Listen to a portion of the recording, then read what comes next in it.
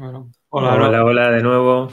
ya estamos aquí, no hay tiempo para descansar. Es que hay muchas preguntas y muchas... Yo me Sí, he sí, quedado es con verdad, es preguntas verdad. y digo, quería hacer más. Eso es bueno, eso es bueno. Sí, sí. Bueno, está súper interesante. Bueno, pues vamos a presentar ya la siguiente charla, que se llama Entrega tu producto como una API, diríamos una API, si queremos ser guays ahora en inglés. Bueno, y habla sobre cómo buenas prácticas a la hora de diseñar APIs, ¿no? Muchas veces, bueno, está muy de moda tanto en el mundo de los microservicios como de cara a que tú crees un producto que al final quieres que pueda ser utilizado por terceros, y esto precisamente da mucho valor porque puede ser usado no solo para una interfaz tuya propia interna, sino para que lo utilice otra gente, y estas APIs son súper poderosas para generar efectos de red, ¿no? De que haya muchísimos clientes de incluso distintas empresas que utilicen tu servicio para, para crear cosas nuevas que tú ni siquiera habías pensado. Pero para que esto realmente puedan hacerlo y no se vuelvan locos y digan esta API es una mierda, pues hay que hacerlas bien. Y bueno, pues de esto es lo que yo entiendo que nos va a hablar nuestro ponente, que es Sergio. Pues el ponente es Tomás Garzón Hervás, es desarrollador Python Django y le gustan mucho los proyectos innovadores, desarrollar software de calidad con metodologías ágiles y trabajo en equipo. Así que le damos la bienvenida. ¿Qué tal, Tomás, Tomás? muy buenas. Hola, buenos días. ¿Cómo estás? Disculpe mi volumen de voz, pero ayer tuve un problema en el hospital, tenía el aire demasiado fuerte, así que esta mañana casi pierdo la voz. Bueno, Problema de última hora. tranquilo. A lo mejor te puedes subir una pizca el volumen del micro, pero no sé si vale. No sé. Bueno, está, vale, se escucha bien, ¿eh? Pero No, se te digo, oye bien. bueno, No fuerces demasiado, que es importante acabar. Eso espero. Vale. Bueno, pues nada, te ponemos tu presentación aquí y te dejamos. Tienes el chat privado a la derecha por si quieres, Vale. ya sabes, ahí preguntarnos cualquier cosa. Y bueno, pues nada, todo tuyo, ¿vale? Se ve ya, ¿no? Se te oye bien, Sí, se ve sí. ya, ¿Y se se ve? oye y se ve, Perfecto, gracias. Ahora nos vamos nosotros y te dejamos. Venga, mucha suerte, Hasta Tomás. luego. Gracias. Buenos días. Voy a ir, no tengo mucho tiempo, voy a ir empezando. Por romper un poco el hielo y que me conozcáis, soy Tomás Garzón, como han dicho, estudié Ingeniería Informática en Granada, en la especialidad de inteligencia artificial. En estos 15 años, desde que finalicé mi estudio, he trabajado para diversas startups, aproximadamente unos 20 proyectos, todos ligados o siempre como desarrollador Python Django, algunos de ellos como full stack y más recientemente centrándome como backend developer en desarrollo de APIs. Mi proyecto actual es Ucoro, es una fintech donde trabajo dentro del equipo de backend y bueno, desarrollamos productos para fintech. Bien, ¿por qué estoy aquí? Un domingo por la mañana conectado a una charla de este hombre, claro, que me va a hablar sobre APIs. Como decían mis compañeros que han hecho la introducción, bueno, hoy en día la API es bastante demandado, tanto por clientes como por el propio mercado que me va tirando para poder integrar nuestro producto. Bien, también porque puede ser que tenga un producto o un prototipo, una idea que quiero llevarla a cabo y me es muy fácil desarrollar un pequeño proyecto y conectarla a una API para poder usarla dentro de otro proyecto más grande, con lo cual se me abren bastantes posibilidades. No voy a pararme mucho a introducir lo que es una API porque es archiconocido.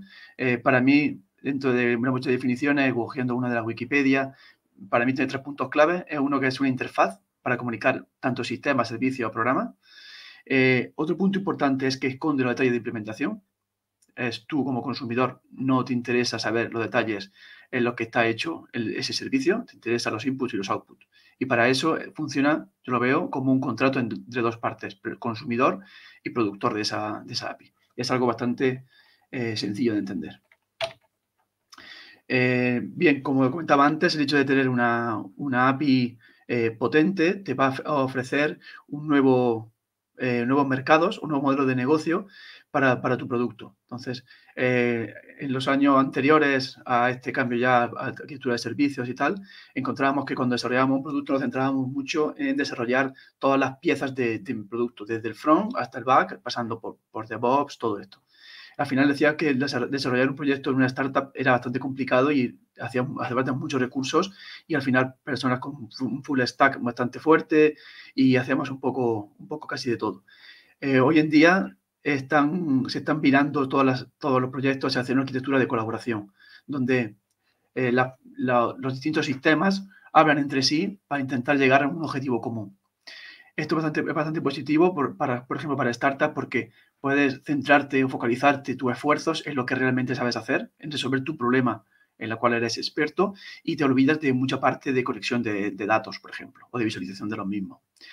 También encontramos que es algo que es obligatorio, porque estamos hablando de soluciones muy complejas y al final hay unos pocos players en el mercado que son los que llevan los grandes contratos, las grandes cuentas, y tu producto es pequeñito, se conecta con una API y habla entre ellos con otros productos que están funcionando para resolver el mismo problema.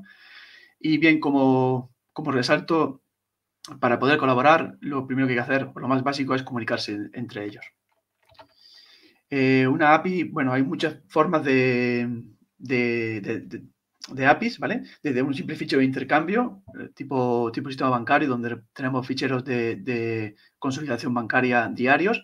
Funciona como una API porque al final esperas una serie de datos, una serie de posiciones, y luego puedes escribir como respuesta. RPC, también es bastante conocido, WebSocket, REST, etcétera, ¿vale? Bueno, obviamente me voy a centrar en la API REST, que es la API que más usamos desde el punto de vista como desarrolladores hoy en día. Tampoco me voy a parar mucho a definir o a explicar API REST. Sabemos que tenemos 4 operaciones, y aquí lo que quiero resaltar es que vale tanto para comunicarnos entre clientes y servidor, pero también entre distintos servicios automatizados.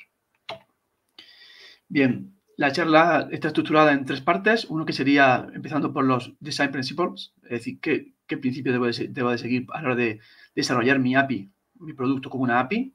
Luego el diseño y por último la implementación. Entonces, estos son como los 6 puntos que debe tener en la cabeza siempre que desarrollemos una API. Primero, y bastante simple de entender, es haz una cosa y hazla bien. ¿Esto qué quiere decir? Pues que cuando haces un endpoint o una nueva característica, céntrate en que esa característica funcione bien y no hagas más de una cosa a la vez, siguiendo un poco también los principios de Clean Code, ¿no? Leyendo un artículo sobre Slack, decían que en su fase inicial tenían un endpoint para hacer un connect, que conectaba al cliente para poder recibir mensajes, y esa misma respuesta de connect devolvía también las salas a las que estaba conectada, y entonces de cada sala todos los usuarios en los que estaban conectados, que pertenecían a esa sala. Esto, cuando el sistema de Slack empezó a crecer para grandes equipos, para grandes grupos, pues os podéis imaginar que el sistema sufrió un performance malísimo. Entonces, tuvieron que hacer un análisis y vieron que realmente la mayor parte de la gente hacía un connect únicamente para tener la conexión, y los datos de las salas o de los usuarios no eran necesarios. Hicieron un estudio y vieron que realmente lo podían quitar, y en una transición acordada con la comunidad decidieron hacer dos endpoints distintos, uno para Connect, que solamente se conecta, y otro para traerse los datos de las personas. Creo que es bastante sencillo. El segundo punto, y que está muy orientado a cómo la gente va a percibir o va a empezar a hacer cosas con tu API, es tener un getting started fácil y rápido. A todos, como desarrolladores, no nos gusta leer cientos de reseñas y documentación para poder hacer un hola mundo de una API, sino que queremos algo que sea bastante sencillo y fácil y de entender, ¿no? Entonces, tener un getting started fácil y rápido nos va a ayudar a que la gente vea y chequee rápido si tu API funciona o no funciona y cubre sus necesidades. La coherencia intuitiva, esto quiere decir que, bueno, pues que en todo, como es lógico, cuando desarrollas una API, tienes que mantener la coherencia tanto a nivel de nombres, de naming, a la hora de ponerle los filtros, a la hora de devolver los datos, etcétera. Es decir, que no líes los parámetros y añadas una complejidad que no es necesaria. Mantén las cosas iguales para que todo el mundo espere que esté funcionando como debería de esperar en otro sitio, y no tenga que complicarse la vida buscando que este parámetro no se llama así en este punto, en este endpoint, sino que se llama de otra manera. Llámalos igual. Gestiona los errores con significado, es decir, cuando algo vaya mal o cuando hay un parámetro que no es el esperado o no tiene un formato que es el esperado, simplemente especifica qué error es y gestiónalo. Porque hay muchas veces que hay un error de validación, y simplemente devolver la API un dato no válido no aporta nada. Sin embargo, si estás validando, por ejemplo, el DNI, oye, pues di que el DNI no es válido porque a lo mejor le falta la letra o que DNI no válido porque no tiene los suficientes caracteres. En fin, este tipo de cosas creo que ayudan bastante a la otra parte a entender qué está fallando dentro de su llamada a la API. El 5 estaba también un poco ligado al ejemplo que he comentado en el punto 1, es que cuando hagas un endpoint piensa que eso va a poder ser usado masivamente y piensa cómo va a escalar y el performance que va a tener, ¿vale? Le pasó a Slack, no puede pasar a cualquiera. Un caso bastante típico es que siempre que devuelvas listados, piense en la paginación. Nunca devuelvas un listado sin paginar, porque cuando tengas cientos de miles de registros, pues aquello explota. Y por último, y bastante costoso, como después explicaré un poco para las startups, son los breaking changes. Estos son violaciones de tu contrato que has firmado con tu cliente como un consumidor de tu API. Entonces, si vemos la API como un contrato, meter breaking changes está rompiendo cláusulas del contrato. Entonces, hay que ser muy cuidadoso con eso. Pasando a los principios de diseño,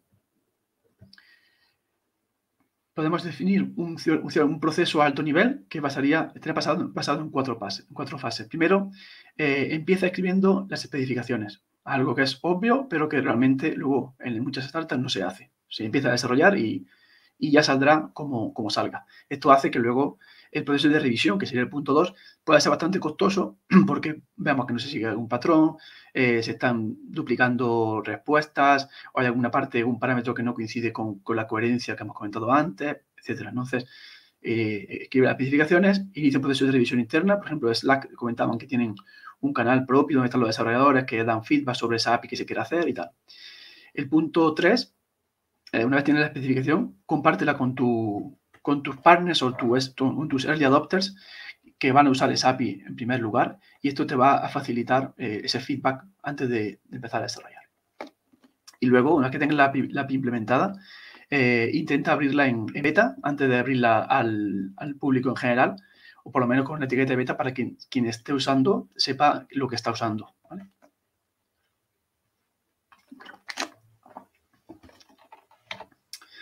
Y por último, pasaríamos a la parte que más nos gusta, la parte de implementación. Ya tengo claro lo que tengo que hacer, y ahora empiezo a preguntarme una serie de cuestiones que van a afectar a mi desarrollo. Primero es la autenticación y autorización.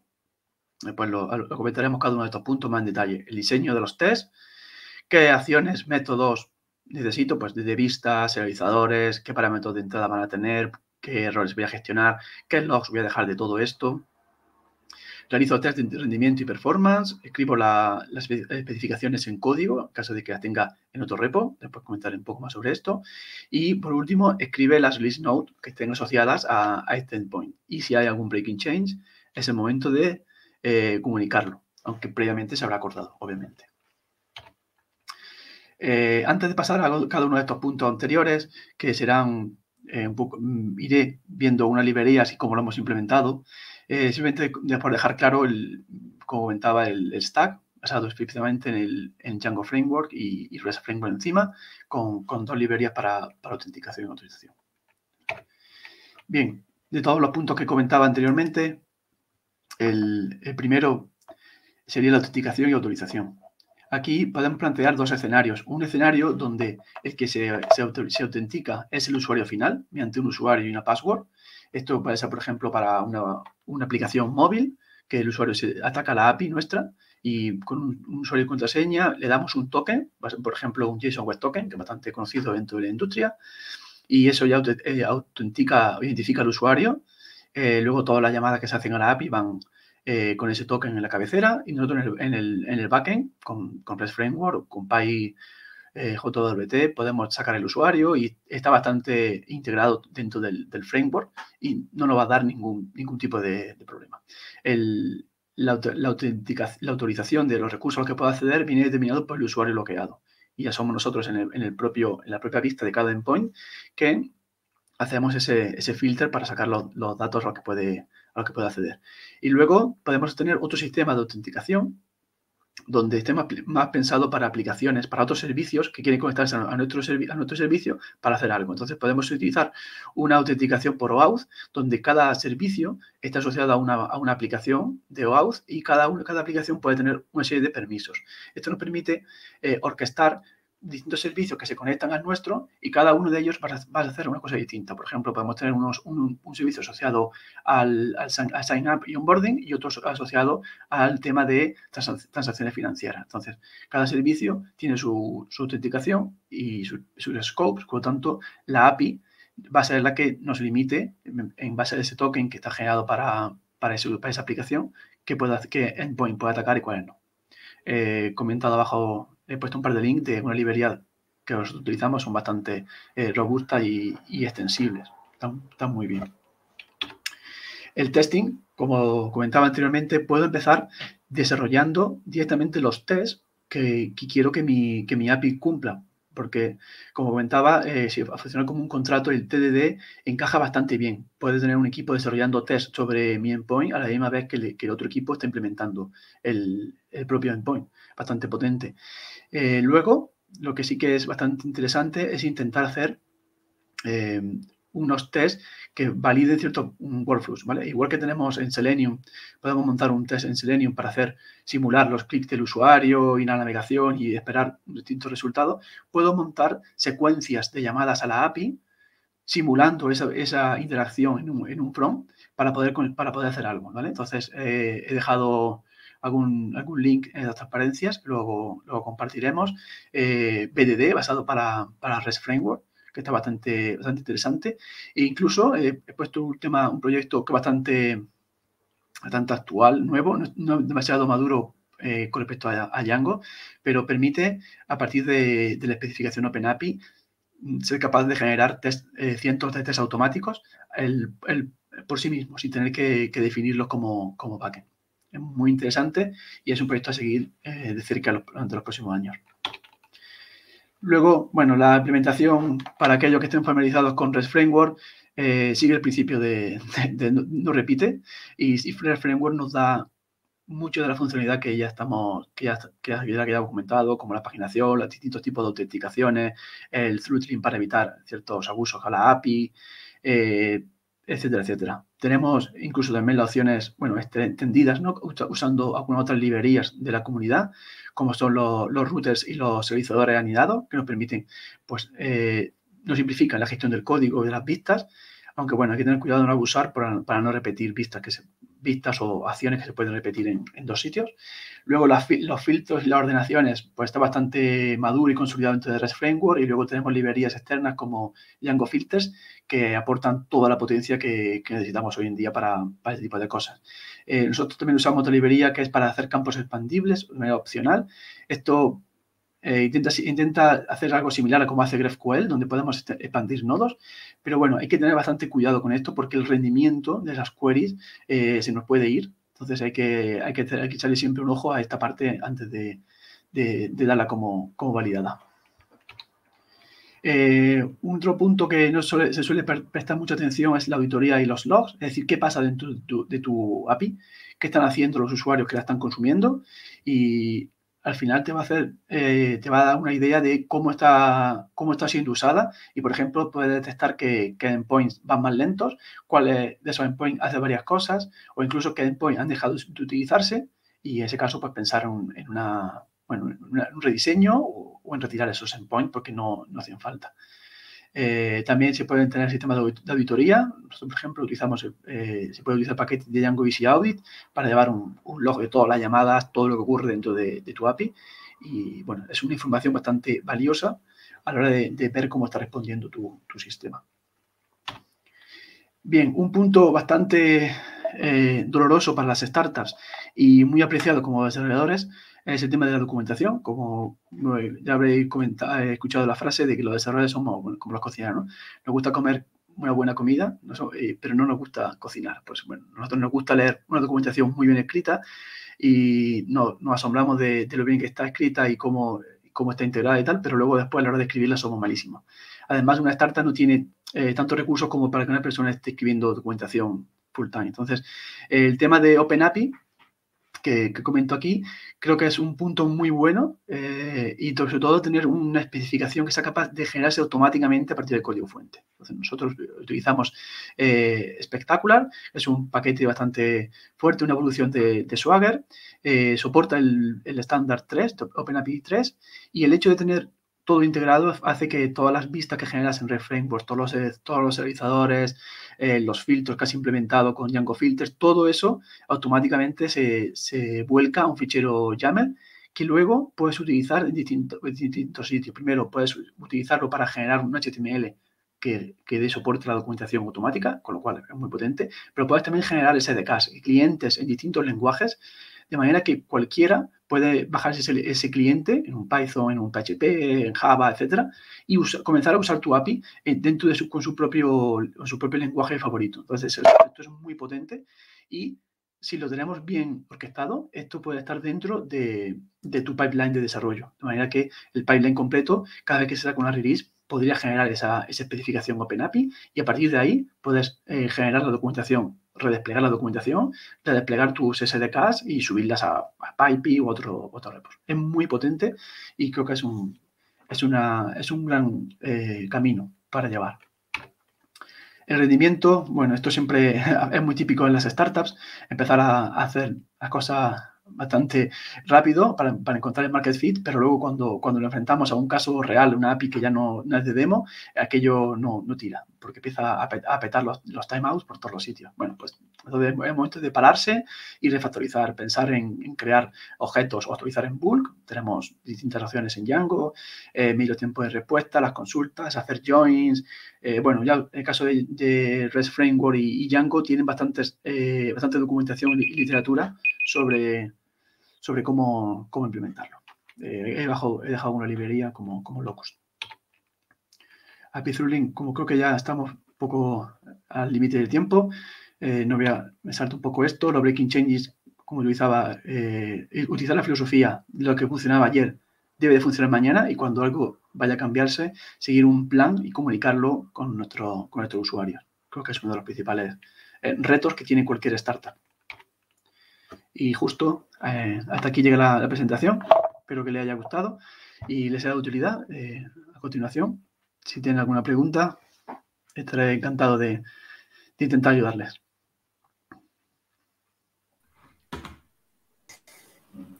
Hola, Tomás. Hola. Bueno. Enhorabuena por la charla, Tomás. Al final la voz te respetó, ¿eh? Yo te vi que fuiste a mejor, ¿eh? Mira, mejor. Lo que necesito entonces es hablar más. Exacto. Y tenías ahí hasta tu tiempo, ¿no? Tenías un... Sí. Un timer. Muy bien. Perfecto. Bueno, pues no sé si hay preguntas por ahí. La gente escribe, es que como vamos con 30 segundos de retardo, la gente escribe después cuando acaba, entonces cuando acabamos... Claro. Hay que rellenar este hueco, ¿no? Bueno, hay que poner algún meme de relleno al final de las charlas. Bueno, sí, creo que es muy interesante. Es muy interesante todo esto, de verdad. Nosotros, por ejemplo, en mi trabajo también utilizamos APIs y todo esto hay que tenerlo muy en cuenta porque si no, esas APIs que después no se usan. Y las cosas que más interesante me ha parecido que has dicho, que creo que es súper importante, es compartir la posible especificación con los clientes que van a consumir esa API, porque a veces decimos, lo hacemos así, la API, pero luego resulta que los casos de uso de la API a lo mejor no funcionan bien como tú lo has puesto. Y dices, claro, pero entonces tengo que hacer 1 millón de llamadas para conseguir la información que necesito. Y necesito que tengas, tienes que hacerla específica para el cliente, ¿no? Si tienes esos clientes o ese feedback cercano, hay que aprovecharlo antes de empezar a implementar el código y obtener ese feedback primero. Y Tomás, ¿has utilizado, que ahora está como muy de moda, Fast API? No sé si lo has utilizado en diseño de API. No, siempre he trabajado con REST Framework y Django, principalmente porque al final vengo de todo de Django desde el principio y cuando he intentado hacer alguna API con algo más sencillo como Async.io, HTTP o cualquier otro framework así más sencillo. Al final he hecho en falta muchas de las características que ya vienen construidas en el propio Django y en el propio RefLang, Claro. que es autenticación, serializadores, validadores, etcétera. Y al final digo, para montar cualquier ejemplo tengo que montar muchos plugins y al final acabo montando un Django, pero por partes. Pues mejor Sí, cojo el coche ya montado y me olvido de hacer de mecánico. Sí, te entiendo. Que estaría guay es que separasen, lo he pensado, hay partes de FastAPI, por ejemplo, generación automática de la documentación, aparte de modelos de Pydantic, creo que utiliza, que es súper guay. Django seguro también tiene algo parecido, pero creo que se podían sacar partes que están muy bien hechas en FastAPI sin necesidad de usar todo FastAPI. Puedes utilizar Django con generación automática de la especificación sin tener que pasar por FastAPI. Yo creo que en algún momento se podría extraer ciertas partes que son muy chulas, que es lo que hace que sea tan guay hacer cosas con FastAPI. Yo que soy muy fan de Django.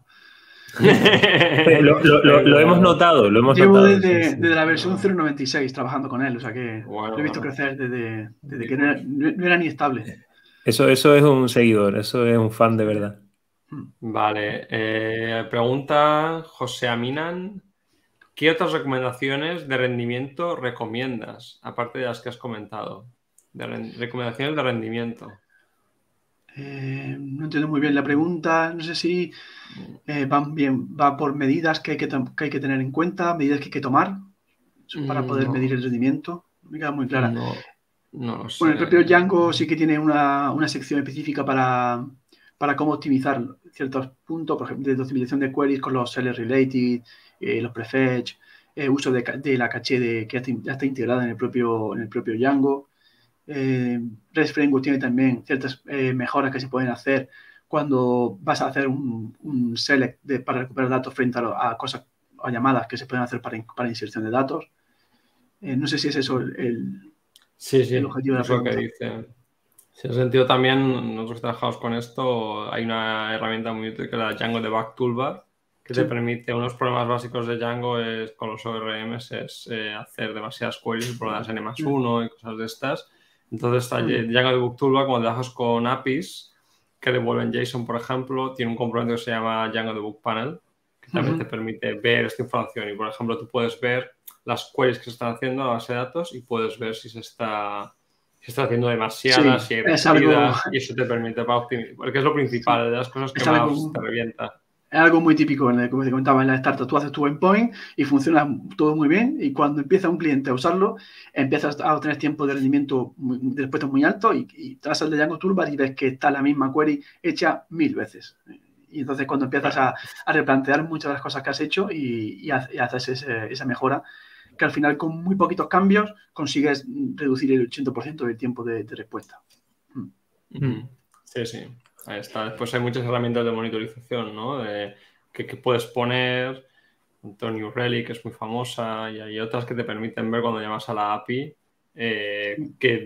cuánto tiempo tarda, en qué parte se está perdiendo el tiempo. Puedes hacer incluso ver qué queries están tardando mucho. Todas estas cosas son la monitorización cuando pones APIs. Django Silk, que también está por ahí, para medir también. Eso daría para una charla, ¿no? Completa. Sí. Monitorización es tan importante. Una vez que pones tu API para gente externa, que te digan, tu API no funciona, me va muy lenta. Y tener que decir, no, mira, aquí es el gráfico y no va bien. O no, es verdad, tienes razón. Está mal y saber por qué está mal. Porque es que si no, dicen, pues te dejo de pagar. Sí. Mira, Isra, hay una pregunta aquí por YouTube. No sé si hay una por el chat que pregunta, bueno, sí, hacemos la del primero de Discord, que era este preferente, que dice que para Django REST Framework, ¿qué herramientas de testing recomiendas? Test unitarios, los propios de Django. O sea, no me iría, ya puede ser si te preferencias por Unistest o por PyTest, depende del gusto que tengas, pero para REST Framework en principio no haría para test unitarios, ¿vale? Únicamente esa parte.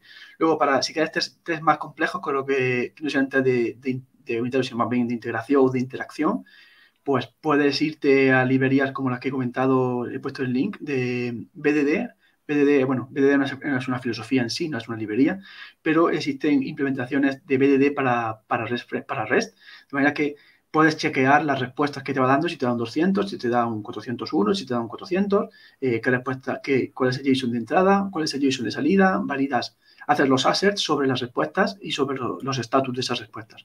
Y vas montando un test de navegación similar a como lo haría un usuario en un frontal con cualquier aplicación, pues un Vue o cualquiera. Principalmente eso. Y luego el paquete que he comentado de Schemathesis, también bastante potente, pero no es propio de REST Framework, sino que es más a nivel de API y OpenAPI como especificación. Hasta acá.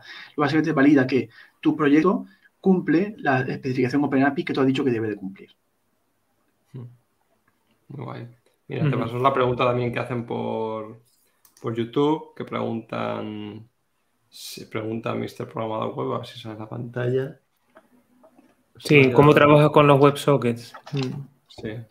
¿Cómo trabajas con los WebSockets? ¿Cómo trabajo con WebSockets? Bueno, creo que se va un poco del tema API REST.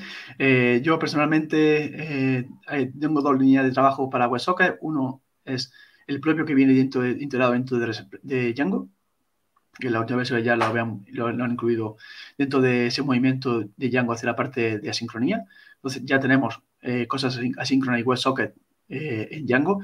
Y luego, aparte, si no te encaja bien la filosofía de WebSocket que tiene implementada Django, que a veces no encaja por cómo está diseñado, yo me voy a otras librerías como por ejemplo Socket Shark, es una librería también bastante potente y funciona muy bien porque funciona como un servicio totalmente independiente, no tiene ningún tipo de acople con Django y lo gestiona todo a través de Redis como conexión entre los dos servicios de WebSocket y de Django. Muy bien, muy bien. Pues nada, Irra, yo creo que ya poco más, ¿no? No, ya. Dejamos aquí. Estamos aquí. Bueno, muchas gracias, Tomás. A vosotros por permitirme estar aquí en este gran evento. Muy bien. Y ahora, seguimos por Discord. Muy bien. Muchas gracias. Venga, chao, chao. Hasta luego. Hasta luego. Bueno.